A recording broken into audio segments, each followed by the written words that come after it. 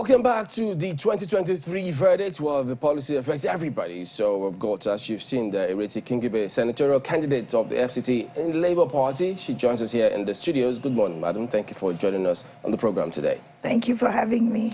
All right, but we also do have Mr. Monday Ubani. You know him. He's a legal practitioner, former second vice president of the NBA, chairman, Speedel. So he will be giving us the legal perspective on this matter as we proceed, because there's a lot of, it appears to be, murky waters, uncharted territory, some areas not too clear for laymen. He will be speaking to us as well. But let's get, first of all, the views of Mrs. Kingibe here with us, because, I mean, I know that you've been out there in the streets and during your campaigns, you get feelers from people, how they feel about all of these policies. One thing on paper, well intended as they tell us, but on the streets out there in terms of how people feel, what kind of feedback were you getting from people when you went out there? Well, most people are suffering, but amazingly, it seems we're adjusting. Oh.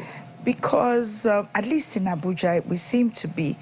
It's very difficult. I feel that the concept and the idea behind all of this is good, but implementation has been terrible. I mean, if we're allowed only 20,000 Naira, people should have at least access to just that little bit. Because it doesn't matter how much you put, you can't get any money. But with this speech now by the president, I know you might have been in trance here trying to get things together for this program, but with the little bit of the speech, whichever part you got of this speech, what does that do? Do you think it assuages any frayed nerves out there? Are things going to be all right? Will people think that, okay, maybe, just maybe, we may be able to access cash? What do you think? Well, I was in Nyanya yesterday, and when I say Nyanya, I mean the parts of Nyanya that you would never, ever go to. Oh. And the general impression I got with them is like, okay, things are tough, but if we can just get through this 1 week, maybe after the elections, things might ease up. Because for some reason, we're all focused on the part that we think part of the reason that this is happening is to prevent vote buying. It has had also some good side effects in that armed robbery has reduced, kidnapping for ransom, a lot of these things, because nobody has cash. So, I mean, am I going to transfer money to a kidnapper or to an armed robber? No. But also, Nigerians, I also think, have exploited the situation. People, yesterday, somebody was offering me money at 25%. Wow. And I said to the person that was offering it to me, the person who you are getting it from, where did he get it from? And he laughed and said, madam, the people who have money have money. So I'm wondering if at the end of the day, whether the policy would actually achieve what it's meant to achieve. Okay, let's try Mr. Ubani. He joins us virtually this morning as well on the program. Good morning, Mr. Ubani. Thank you for joining us on the program today. Well, there are several areas really. First, the matter that is in court, and then the speech by the president. There are many who are wondering what the implication of that speech is in relation to that decision of the court, which they have now adjourned to a later date. But at the moment, having listened to that speech, what were your immediate impressions about it in the light of what's playing out in the country? Yeah, thank you, Chamberlain, for having me. I want to appreciate the fact that the president of the country has finally spoken to Nigerians, because since after the interim order that was made by the Supreme Court, there has been silence on the part of the president and the central bank, except yesterday that the central bank spoke to the community, the European community and other people that came for a meeting with him. But the president now has broken the silence and has spoken. But I tell you this, the president has actually overruled the Supreme Court decision. That is actually what I understand the president saying this morning. There was an interim order which said that, look, you have a deadline on 10th of February. You should hold on until the Supreme Court look at the grievance grievances that have been brought by the state before the Supreme Court. There was an ex parte order that was made. Now, the Supreme Court was supposed to probably review the matter yesterday, but unfortunately, many states were joining in the suit, and so many other states are also coming afresh with new grievances concerning the monetary implementation. And so the Supreme Court saw the wisdom in allowing all these parties to come in, so that there will be proper parties before the Supreme Court before they can now go ahead to look at the issue on its merit, and that's why the adjournment took place yesterday till next week.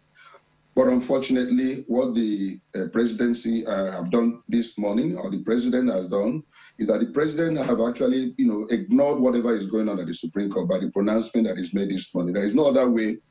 When you say you only allow 200 to be in circulation, meaning that 1,500 notes is no longer a legal tender. You can only return through the rigorous process the central bank has put in place. So my own understanding of what has taken place by the president's announcement this morning, that it has overruled the Supreme Court, is clearly not mindful of what is going in the Supreme Court. What he has just done is a meaning I can attach to it. I'm not interested in what is going on before the Supreme Court. My own position with my central bank governor is that the only money I will allow now in circulation is only 200 old notes. The new money is only money that remains a legal tender. So if you now want to return the old notes, if they're still with you, you go through the rigorous process that the central bank has put in place, not even going to the commercial banks.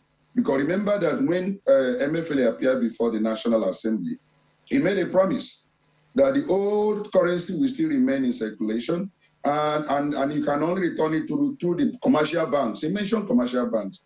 Immediately he left that particular meeting ground, he now changed his words and said the only procedure is now through the central bank. So how can you, rate such a government that in everything that is inconsistency, you made a promise, this is a procedure, all of a sudden you left the ground, and the next thing you now say that it's only the central bank you can return the money.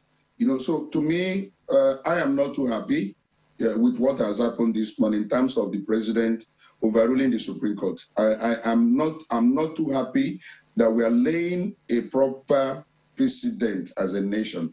We are not telling the entire world that we are practicing democracy. That is what I have understood that has happened this morning. And every other person that is very sane will also understand what we're saying, that it is not a proper precedent. The world is watching us. The international community they're all watching us. Now, if you cannot obey your court orders, how do you instill confidence in them to probably come into your country and make an investment in case there is any dispute? Can there be a decision of a court that can be complied by people within your country? So you are not sending a right signal. That is my take. I may be wrong, but I'm saying that the president's intervention would have been to allow the Supreme Court to probably resolve this matter, and not the way you have come midstream to cut short what is actually going on before the court. It is a take I'm doing because of my love for rule of law, my love for Nigeria, my love for Nigerians, and not for any political party or for any individual. Well, we understand your concern as a lawyer. Some people will say that, there's also the policy to be looked at. The president went on to list the reason why he found it necessary to implement this policy. Part 7, has at least 5 points why the president wanted to, implement the policy. Don't you think that it will be a total failure of policy if, all of the notes were to come back into circulation? Some people will say that it totally then defeats the purpose of the redesign. That if the president has said that 200 Naira notes, old 200 Naira notes be in circulation, then perhaps he somewhat complied, or he has complied with the order of the Supreme Court asking that the old notes be in circulation alongside the new. You don't agree? I don't agree with the statement I heard, unless I heard a different thing entirely. He only allowing 200 Naira old to be in circulation with the new notes. The other old notes, according to him, 500 and 1,000, will have to be returned only through the central bank. I heard him very clearly on that. Now, listen to the president's speech this morning. He made a very valid point that the implementation of this particular monetary policy has inflicted some level of hardship on Nigeria. And that is why he felt as a father when he was approached for extension. He did extend to 10th of February. That is a good statement he has made. Now, has the problem eased, as it is, has the hardship not continued? Have you not seen what happened in all the states of the Federation, some of the states yesterday, where people became frustrated and had now attacked banks? And then there were some chaos and all problems that occurred yesterday. Were you not aware? As I speak to you, I called my two bank officials yesterday. I said, can I get 5,000 Naira new notes? Because the old note, people are no longer accepting. And he told me that there is no money, that they don't have any money within their banking custody. So you have talked about hardship. You have talked about a situation where you had to extend because you felt for the people. Now, has that particular problem eased? Has it not intensified in terms of suffering that the people are undergoing? They don't have access to their money. Look, nobody is against any monetary policy that the federal government wants to implement, for the purpose of micro or macro, viability, for the nation. And some people have also attributed the fact that, look, this monetary policy is going to help us in the long run. Let's know how much of our money is in circulation. And then let us try as much as possible to reduce the level of inflation. It may have its own advantage. What we're talking is the issue of implementation. And the central bank governor has come up to say, look, we don't have enough currency. He said, we don't have enough material even to print the new currency. That is what I heard last week, unless that is not what he said. Nobody's even talking about that. The president is now laying blame on the bank officials, and not talking about the inefficiency and the problem that central bank has encountered even in printing the money and making it available to the various banks. So we must place these things into context. We are not against the program is being implemented. We are saying that your implementation strategy is very faulty. Nigerians are not having the old money. Meanwhile, you ask them to bring the old money back into the banking sector, and they have done that. Now, give me my money. You are not giving me my money in order for me to trade. And I'm finding it difficult now to deal with people. Yesterday, somebody came to repair my AC and said the amount of money I will pay is 2,500. And I said, can I transfer money? So, okay, I don't have any account. I'm not going to, you have to give me cash. So I'm still battling how to pay him today. So I cannot have money to spend. Is the economy being properly guided in the light of what is happening, that people are not spending because they don't have access to the money to spend? You rather buy money. This is the first time in the world where people are using money to buy money, and it's happening in Nigeria for the first time. So my take is that the president has seen that the problem has continued. Will it be right now for him not to ease the problem, to continue to inflict more hardship on Nigerians? Mr. Ubani, the pronouncement was just made today. I mean, just this morning at 7 a.m. We're not even yet at 8 o'clock. So by 8 o'clock today, when the banks open, given the directive given by the president, there should be no excuse why at least the old 200 Naira notes should not be made available, because this was already being speculated even as at yesterday. But let me read a very important part of this speech, because you have raised concerns about the rule of law. You talked about, how you think that the Supreme Court order is being flouted as a result of the president's speech. But let me read this part, number 15. It says, I similarly consulted widely with representatives of the state governors as well as the Council of State. Above all, as an administration that respects the rule of law, I have also noted that the subject matter is before the courts of our land, and some pronouncements have been made. So it is after that he now says, to further ease the supply pressures, particularly to our citizens, I have given approval to the CBN that the old 200 Naira banknotes be released back into circulation, and it should be allowed to circulate as legal tender with the new 200, 500, 1,000 Naira banknotes for 60 days. So it was saying that the president, don't forget that he convoked this Council of State meeting just last week, Friday. And then there's also the Supreme Court ruling to also put it into consideration. So it seems that he's taking all of this advice on board to see how perhaps this policy can still be salvaged. When you look at some of the gains he goes on to list, do you think that he's found himself in a really tight situation? Yes, that is a very brilliant question you have just asked. The Council of State had a meeting with the president. I think that was last week.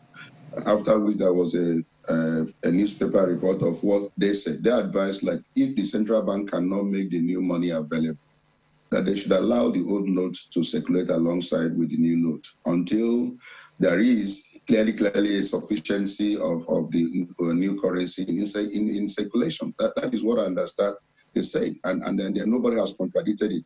Now, if you have consulted with them and they advise that if there is no sufficient new currency, that the old one should continue to remain a legal tender until the problem is sorted out. The problem now is as this problem is.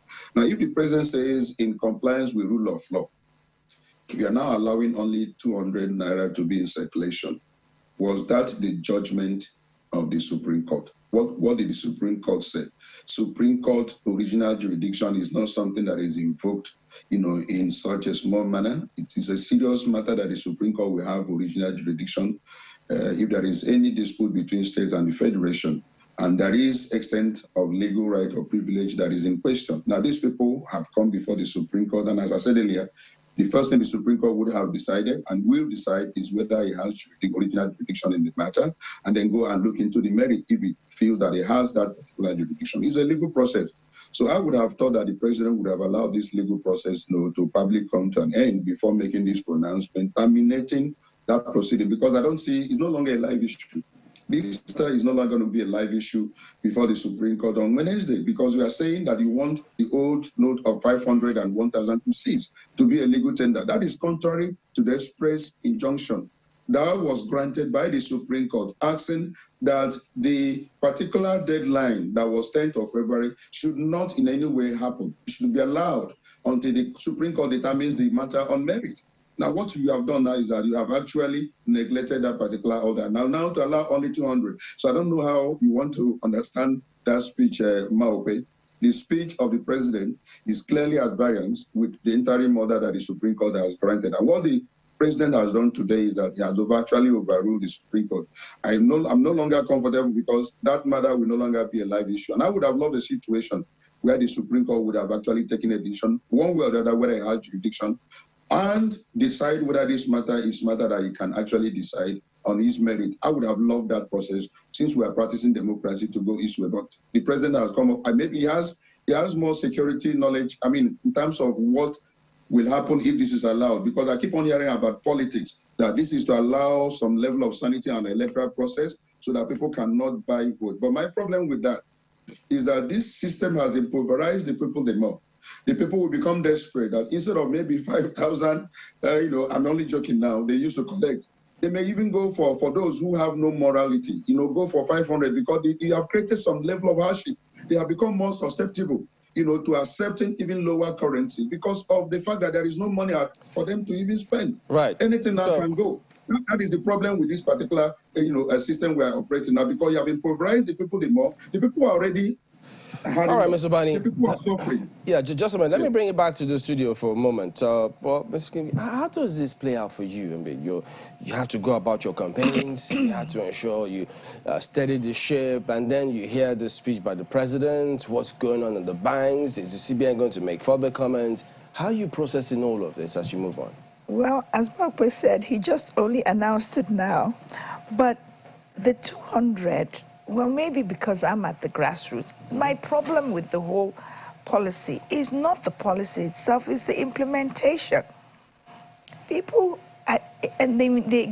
when Central Bank created the policy, they gave a limit that we're allowed to take weekly.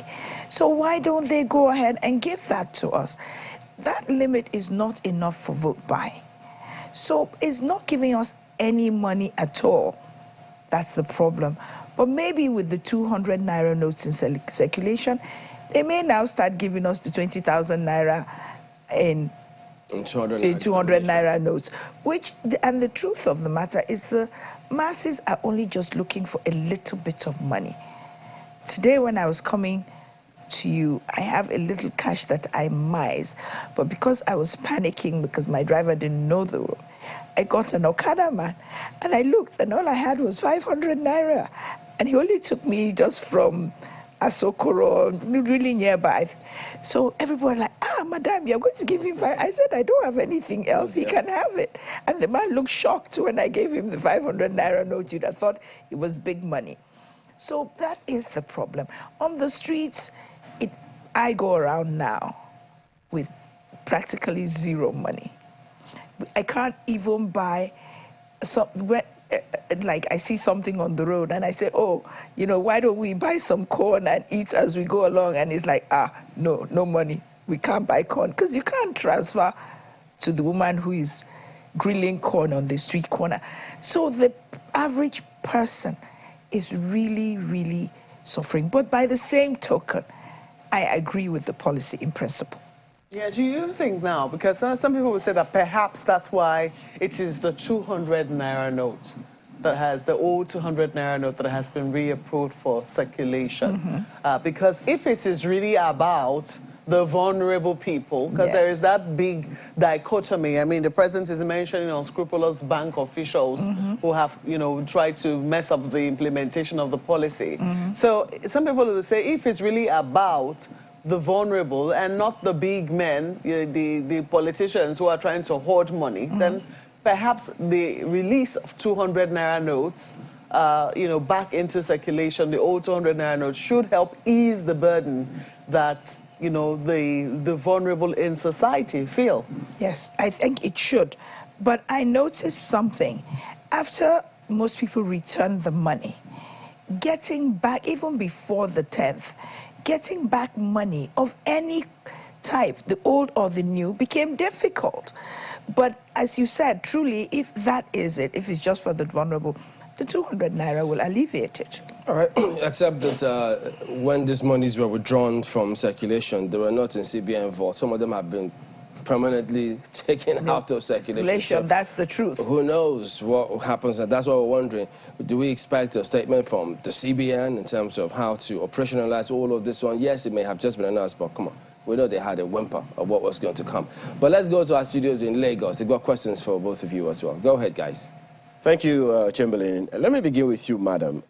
So now that the president has made this pronouncement and 200 Naira note, as you said, is going to be back in circulation, is there any reference to what the CBN governor had said when he met with some foreign diplomats that things seem to be easing up a bit? Do you agree with him?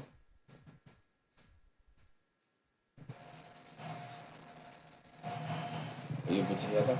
Madam, can you hear me now, madam? I didn't hear any. Yes, I can hear you now. Okay, good. So slightly. The CBN governor had said when he met some foreign nationals that, well, he gave some indices, some figures to them when he was talking to them and said, look, things seem to be easing out a little bit from what, as a result or as a consequence of the policy that they released. Do you agree with him? That things are easing up? Yes, a little bit. I think we're just adjusting. I don't think that things are easing up. If at my level I find it difficult to get money, then I know that the masses are having a hard time. So not easing up yet. We're just, like everything else, we're trying to adjust to it. But still sticking with you for a bit, how does it make you feel when you see that as a result of this policy, fellow Nigerians are, as some would say, exploiting other fellow Nigerians, creating what has now been termed Naira against the Naira parallel market? How does that make you feel? You see, that is part of that has always been my problem. We all shout about leadership, leadership, leadership, but then really, we're not any better, the people. We're not better than our leaders. The truth is that the people selling the money at the POS, everywhere they're trading in Naira, that we always cash in on every opportunity to oppress each other. And that is a serious problem that needs to be addressed going forward in the country. I understand that we've been also battered, that I'm not even sure. That can do one of two things. Either make us kinder to each other or just make us uncaring. And it is making us uncaring of each other because it is not the CBN that's doing that. It's not the president. we are the ones actually selling the money. And that is a problem. Okay. Well, just one last one from me to you. We have young people, we have women, we have traders, and all of those different segments of the society. From your assessment, and you said, of course, you operate more in the grassroots, which segment of this society do you think are most affected by this policy that the president and the CBN governor should pay a little more attention to? Well, I think every policy affects women the most. That is my opinion. Because with everything, women, either from the lack of it, women tend to be the ones who pay the highest price for everything that's not going right. That's the truth. So, Ubani, so now, I mean, you held a position. They can find a way to manipulate. Let me ask Dr. Ubani this next question. Well, you have said, you know, I mean, what everyone believes that the president, I mean, a number of people have been talking about that as well, that the president has looked the Supreme Court in the eye, so to speak. What should be the consequence of that action, and who should be enforcing that consequence? Enforcing what, sorry? What should be the consequence of what you say is the president looking the Supreme Court in the eye, and as you said, overruling the Supreme Court? What should be the consequence of that, and who should be enforcing that consequence? Ayo, when you are men, and I mean, when you are people in Abuja, we are speaking to me, they were very audible, but I'm very surprised that two of us are in Lagos. I can barely hear what the question is all about. I don't know whether people from Abuja will help with what Ayo wants to find out from me. Please, Chamberlain, can you hear me now? I'm not hearing Ayo at all. I don't know what the problem is. Okay. Can you hear me now? This is the first time I'm having issue with your technology. Can you hear me now, Mr. Ubani, Dr. Very sorry Ubani? about this. Can you hear me now? Oh dear. All right, well, I guess we'll come back to you, Dr. Ubani, but Bukola has some questions as well. All right, I'll just have to take it to Mrs. Kingibe. Good morning, Mrs. Kingibe. You're not alone in the difficulties Nigerians are experiencing, which is why I'd like us to take a second look at Mr. President's speech. He also blamed the banks, for unscrupulous elements, borrowing his words, to be working against this policy. But do you think that he's listening to all sides to the conversation here? We've had politicians come on our program to say that, the people that the policy is targeted at are not really affected because they are the own banks and they are friends of banks and of bank owners. And we've also seen videos, where packs of political parties are being distributed to the people, with money, the new currency inside those packs. So is the president listening to all sides of the conversation? And as a result, is his decision well informed? Probably not. The decision, he's already brought out the policy, and I doubt that he's going to just withdraw it. But at the end of the day, I think that the president is only blaming the banks, but I think he really needs to put a lot of blame on CBN as well, which he's not, because CBN is the regulator of the banks, and something must have gone drastically wrong if it's only the banks that are giving out this money. I don't think that is so, because truthfully, the people who work for CBN also offer people money. So that being the case, it's everything. It's not just but that notwithstanding, the kind of money that is necessary for vote buying across the nation, I doubt that even the big politicians will be able to access that. They can access some, but I don't think they can access that kind of money. And that's my humble opinion. I may be naive, but that's what I think. So I wonder if there's something in that speech that you're not hearing, and I refer to Barrister Ubani's commentary yet again, which is asking, in addressing the implementation of the policy, how much has been released in circulation by the CBN. There really isn't any clarity on that. Do you think the president ought to have addressed that? Yes, he should address that. In that way we would know where is the money. If they tell us how much has been released and we know that it's enough for it to go around at the rate they're giving it to everybody, then it means the same thing that he was running away from has started happening, that a good proportion of the money released is not in circulation. It's being held by individuals or illegally. And in relation to that... yes, he needs to look at that. He hasn't told us. Yes, and in relation to that, we hear the Kaduna governor from, what the papers are quoting today, saying that the printing company requires a year to print 1 trillion naira.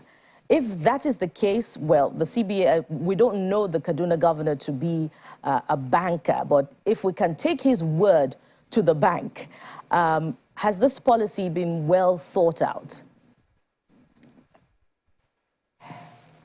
When the policy was first released, I feel that if the president wanted to change the currency, he should have started much earlier. Truly, the time frame they gave for getting back the old notes and for us to transition into the new one, I felt that was actually too short.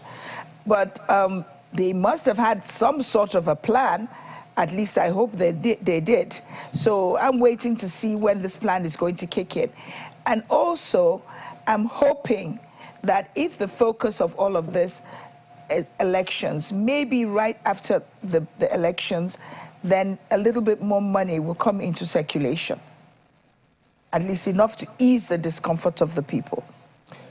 All right, so as we wind down now, Mr. Ubani, just a quick one. So now that this statement, this speech has been delivered by the president, and then the CBN is expected to operationalize all of this, is it clear enough, this speech, or do we expect any further directives, or at least the way this will be implemented by the CBN?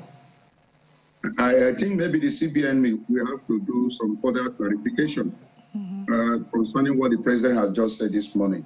That is my take. And then I want to say this: when people are blaming the POS agents, can we recall that there was a time POS people have been in operation and they never had issue of charging excess or exorbitant amount? I have a POS person that is very close to my office. And anytime I ask for money, say, if you see the process, or guy, if you see the process I undergo in order to get the little money I'm giving to you, I pay so much. So if you have not given them money and there is no arrangement to give POS money, it is very wrong for anyone now to make general statement condemning them and then begin to now blackmail them. No, or blackmail the banks. Let the central bank make it especially clear that they have enough money and they have given the banks enough money. I speak to my bankers, and they keep on telling me they don't have any money, they don't have any cash in their vault. And so what are they going to give out to me? So you are pitching the bank against the populace, or making them, you are setting them up. You are not giving them enough. You are telling people that bankers are the one holding the money, or creating some level of incoherence in the system. So I think the implementation, as I said earlier, is the problem. We are not against monetary policy that will actually reduce inflation, and then there will be a growth in our economy. We are happy for such thing to happen, even at the twilight of this administration. But can they properly implement it so that there will be no suffering on the part of Nigeria? We are caring about Nigerians who are undergoing some harrowing experience in order to have their own money in the bank, and then in order for them to spend their money. So that is what we're complaining about. The implementation is absolutely poor, very, very poor, and it has occasioned hardship. And it shouldn't be if you have already thought out this program very well. All right, then, Mr. Monday Ubani, Chairman Speedal, former second vice president of the NBA, as well as Kingibe, who is a senatorial candidate for the Labour Party in the FCT. Thank you both for joining us on the program today. Thank you for having us. All right, we will be back in just a moment. Stay with us.